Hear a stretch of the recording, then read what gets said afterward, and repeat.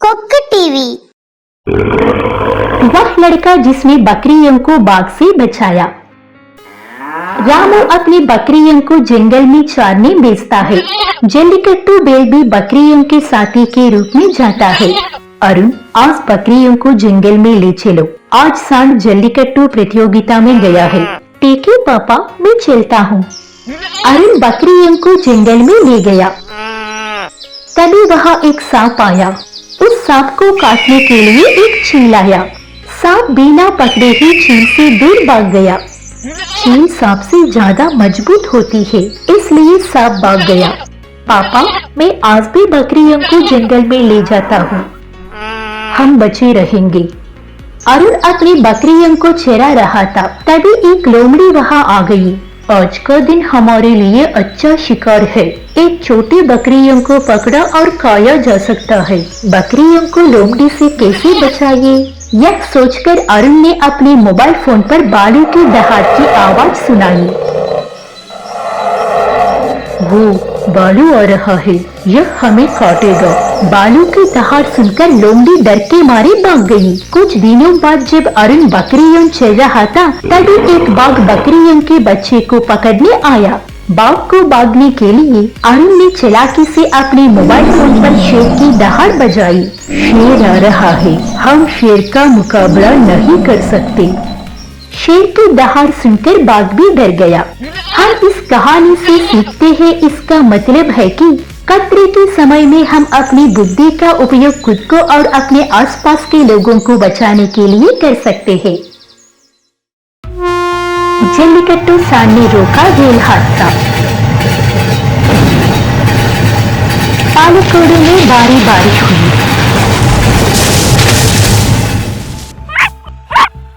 अगले दिन अरुण और टॉमी रेलवे ट्रैक के पास गए। टॉमी, यहाँ देखो, रेलवे ट्रैक पर एक पेड़ गिरा। हाँ, पेड़ गिर गया है।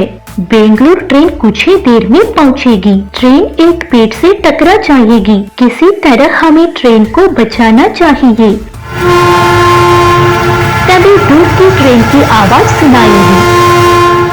अरुण तुरंत घर आया और जल्लीकट्टू बैल के सींग पर लाल कपड़ा बांध दिया। चलो, ट्रेन को रोकने चलते हैं। अरुण, टॉमी और सांड तीनों ट्रैक के किनारे भागे। ट्रैक पर ज्यादा रफ्तार से आ रही लंबी दूरी की ट्रेन। बैल तेजी से ट्रेन की ओर भागा। लाल कपड़े में बंधी ट्रेन के आगे कौन सा सांड आता है? ऐसा लगता है कि कुछ खतरनाक है। चलो, ट्रेन धीमी चलाते हैं। ट्रेन धीमी हो गई। चालक ने ट्रैक पर पेड़ गिरा देखा। उसने फौरन ट्रेन रोक दी और उस जगह चला गया जहां पेड़ क्षतिग्रस्त हुआ था। उसने वहां अरुण और टॉमी को देखा। भाई, यह बैल किसका है? बैल मेरा है। मुझे बैल के सींगों में लाल कपड़ा बांधा गया था। भाई, आपने हम समय रखते ट्रेन हादसे से बचा लिया। मैं आपको और बैल को सरकारी उपहार की सलाह देता हूँ। ट्रेन में आए सभी लोगों ने तालियां बजाई। सभी ने बैल सहित पेड़ को रेलवे ट्रैक से दूर कर दिया। फिर वहां से ट्रेन को रवाना किया गया। इस कहानी से हमें यह सीख मिलती है कि हम अपनी बुद्धि से किसी भी खतरे को दूर कर सकते हैं। मुर्गी चोर। कन्नन मुर्गी पालन से मुर्गियां खरीदता था और हर हफ्ते उनको बाजार में बेचता था। वो मुर्गी के बिक्री से अच्छा खासा मुनाफा कमा लेता था। गोपाल ने कन्नन का मुर्गी व्यापार देखा। अब वो भी उसके तरह व्यापार करना चाहता था। गोपाल ने देखा कि कन्नन कहाँ से मुर्गियां खरीदता था। अगले दिन गोपाल मुर्गियां खरीदने के लिए उस मुर्गी पालन को गया, लेकिन वहाँ कोई नहीं था। यहाँ तो कोई नहीं है, तो मैं कुछ मुर्गियाँ बिना पैसों के ले सकता हूँ। वो बिना किसी को पता चले कुछ मुर्गियां अपने घर ले आता है। कल मैं इनको बाजार में बेचूंगा। अगर मैं इन मुर्गियों को बेचूं, तो उस मुर्गी पालन के मालिक को पता चल जाएगा कि मैंने उसकी मुर्गियां चुराई हैं। तो उसने उन मुर्गियों को रंग में डुबा दिया। अगले दिन वो उन मुर्गियों को बाजार में बेचता है।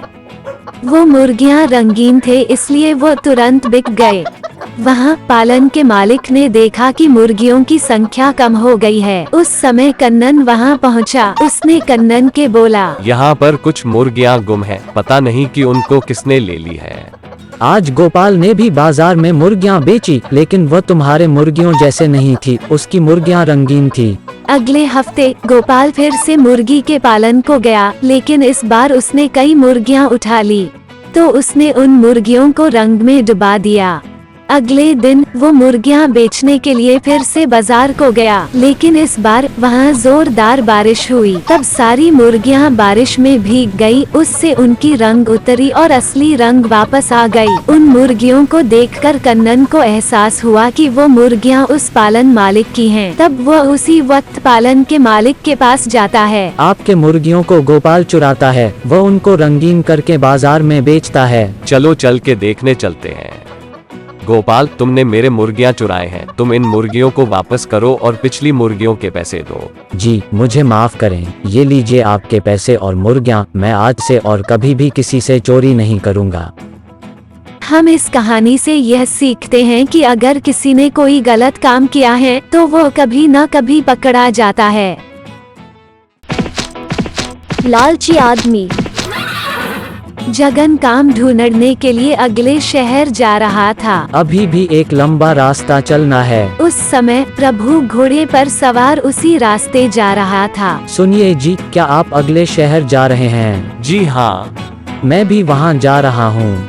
गर्मी ज्यादा है और मेरे पैरों में चप्पल नहीं है। कृपया क्या आप मुझे अपनी चप्पल दे सकते हैं? प्रभु ने बड़ी विनम्रता से जगन को अपनी चप्पल दे दी। वो अजीब तरह से चला, क्योंकि इससे पहले उसने कभी चप्पल नहीं पहनी थी। कुछ दूर चलने के बाद वो प्रभु के पास फिर से गया। कृपया क्या आप मुझे अपनी छाता दे सकते हैं? आप जल्द ही अपने घर पहुंचेंगे, क्योंकि आप घोड़े की सवारी कर रहे हैं, लेकिन मुझे बहुत आगे जाना है। प्रभु को जगन पर दया आई और उसने उसे छाता दे दी। फिर जगन ने छतरी पकड़कर चलना शुरू कर दी। तेज हवाओं के कारण वो छतरी को ठीक से पकड़ नहीं सका।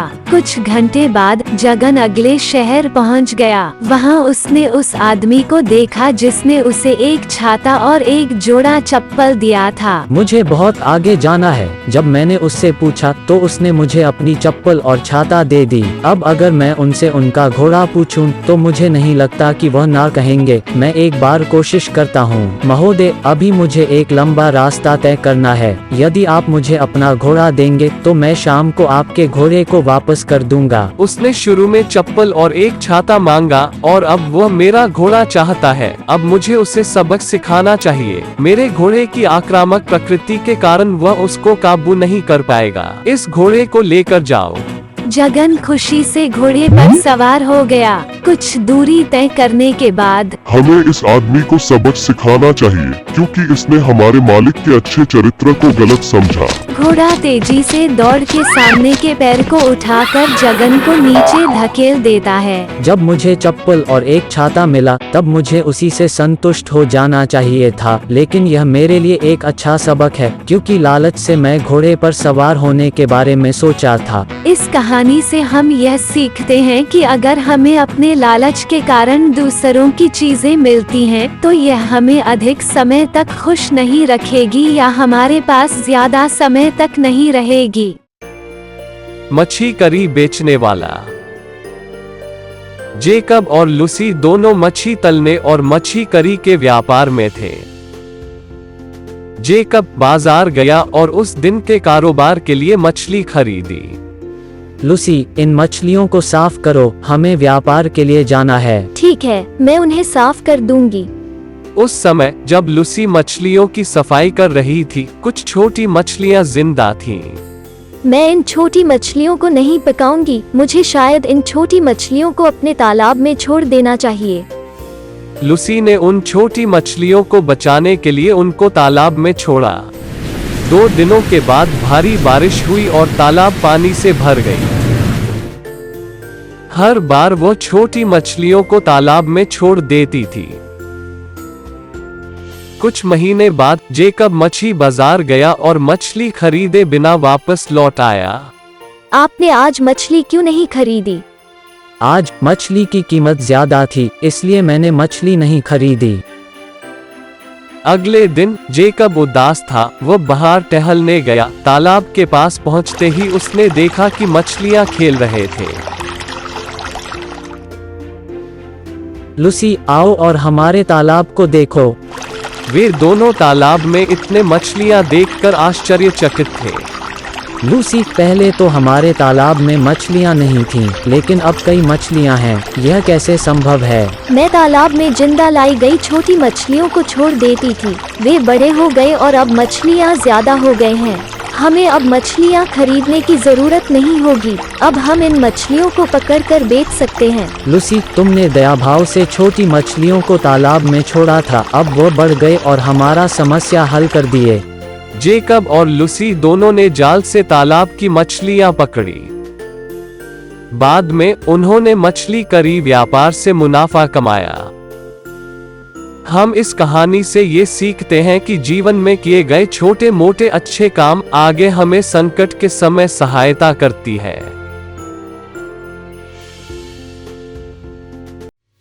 साइकिल चोर और जासूस कुत्ता। राजू काम पर गया और साइकिल से घर आया।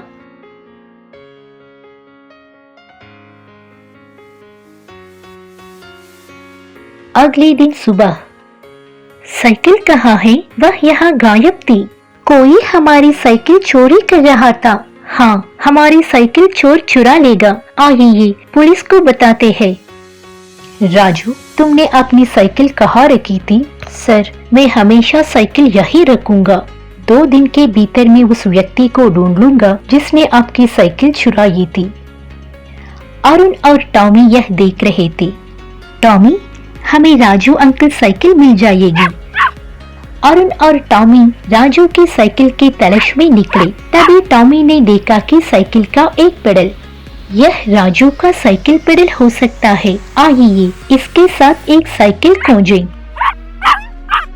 टॉमी, रुको, यह साइकिल राजू की साइकिल नहीं है। इसके दोनों तरफ पेडल है।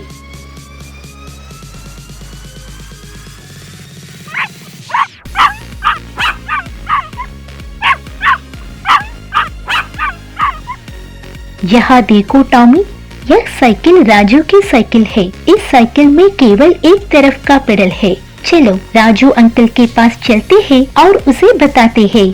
अंकल, हमें आपकी साइकिल मिल गई। चलो पुलिस के साथ चोर को पकड़ते हैं।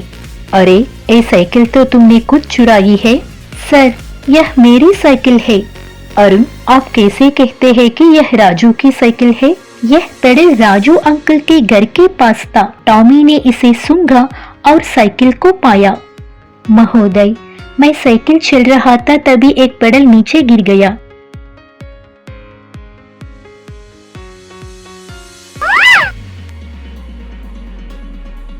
इस पेडल से जो मैंने चुराया था वह इस लड़के को मिल गया है। अरुण, आप और टॉमी ने अपने शानदार जुनून से चोर को ढूंढ निकला। आपको हमारी बधाई। ईमानदार ऑटो वाला। वसंतपुरी नामक एक छोटा सा गांव है। वहां से अन्य शहरों के लिए कोई बसें नहीं हैं। राजा वसंतपुरी ऑटो चला रहा था। आपका स्वागत है भाई। अलगापुरी जाना है। अलगापुरी जाने के लिए 100 रुपए लगते हैं। 100 रुपए संभव नहीं है, मैं 80 रुपए दूंगा। पेट्रोल की कीमतें बहुत अधिक हैं। 80 रुपए में मैं ऑटो नहीं चला सकता। ठीक है, मैं 100 रुपए दूंगा।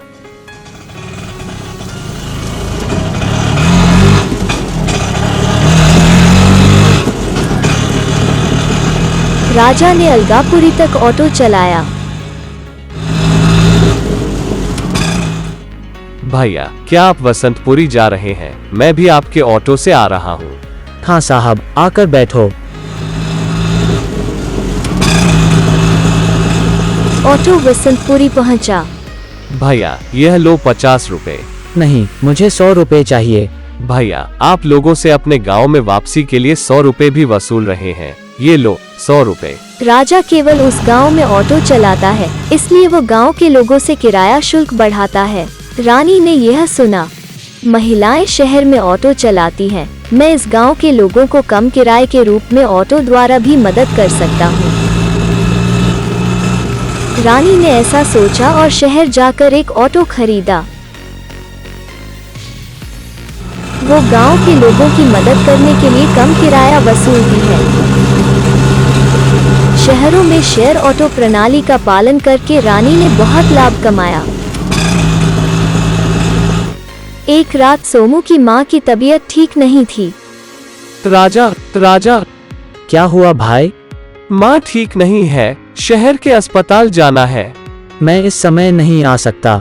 चूंकि राजा ऑटो नहीं आया था, इसलिए सोमू रानी के घर गया। रानी, क्या भाई? माँ अच्छी सेहत में नहीं है, तत्काल अस्पताल जाने की जरूरत है। जरूर, हम जाएंगे।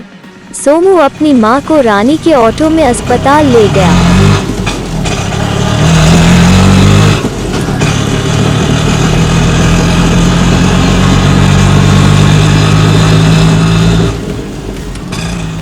कुछ दिनों में सोमू की माँ बरामद हुई और घर लौट आई। रानी, आप मुझे बिना सोचे समझे अस्पताल भी ले गए। रात का समय था। बहुत बहुत धन्यवाद। आपातकाल में मेरी मदद करना मेरा कर्तव्य है। इस कहानी से हम जो सीखते हैं वो यह है कि हमें अपना कर्तव्य बिना आय की उम्मीद के करना चाहिए, चाहे हम कोई भी पेशा करें।